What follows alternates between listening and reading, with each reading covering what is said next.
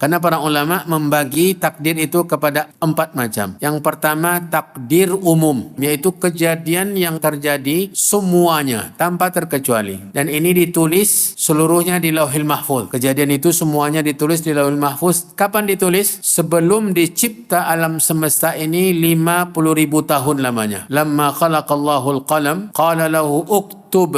Qala wa ma aktub? Qala uktub kullama huwa kain. Kata Nabi, wa dhalika qabla an yakhluqas samawati wal arda bi 50,000 sana. Ketika Allah mencipta pena, awwalu ma khalaqallahu al-qalam, pertama kali Allah mencipta pena, Allah berfirman kepada pena itu, tulislah. Lalu pena bertanya, apa yang saya tulis? Kata Allah, tulislah semua yang terjadi. Lalu ditulislah semua kejadian. Ini takdir apa? Takdir global, umum, merata, dan itu penulisannya sebelum dicipta alam semesta dengan jangka waktu 50.000 tahun. Setelah 50.000 tahun penulisan tadi, barulah dicipta langit dan bumi ini oleh Allah Subhanahu wa taala. Jadi semua yang terjadi termasuk penciptaan langit dan bumi sudah tertulis di Lauhil Mahfuz. Ini takdir pertama, takdir umum, takdir global, takdir menyeluruh dari semua kejadian di alam semesta ini sampai hari kiamat nanti. Takdir kedua adalah takdir seumur. Takdir seumur. Dan ini kapan ditetapkan? Ditetapkan ketika usia janin melewati 3 fase yang terjadi di alam rahim. Dari 40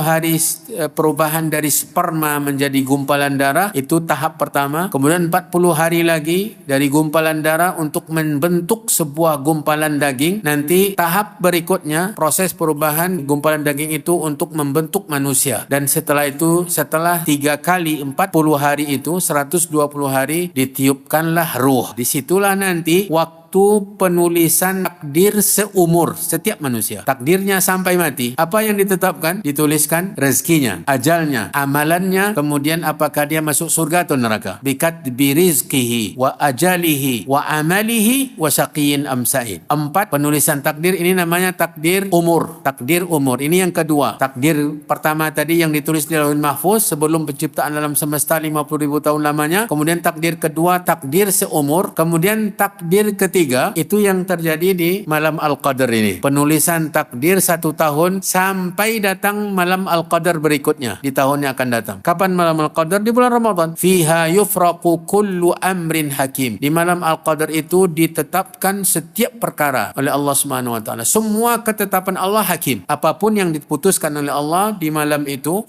semuanya bijaksana. Tidak ada kezaliman. Ini takdir ketiga, yaitu takdir sanawi. Takdir tahunan. Penetapan takdir selama 1 tahun diturunkan oleh Allah di malam Al-Qadar, ditetapkan oleh Allah. Dan itu semuanya sudah tertulis di Lauhul Mahfuz tadi. Cuma dipisah-pisah, dibagi-bagi oleh Allah Subhanahu wa taala menjadi per umur, menjadi per tahun. Kemudian takdir yang keempat itu takdir setiap hari. Ada penetapan takdir setiap hari sebagaimana dijelaskan oleh Syekh Abdul Aziz Ibnu Baz rahimahullahu taala ketika menjelaskan atau mensyarahkan tafsir Ibnu Katsir rahimahullahu taala.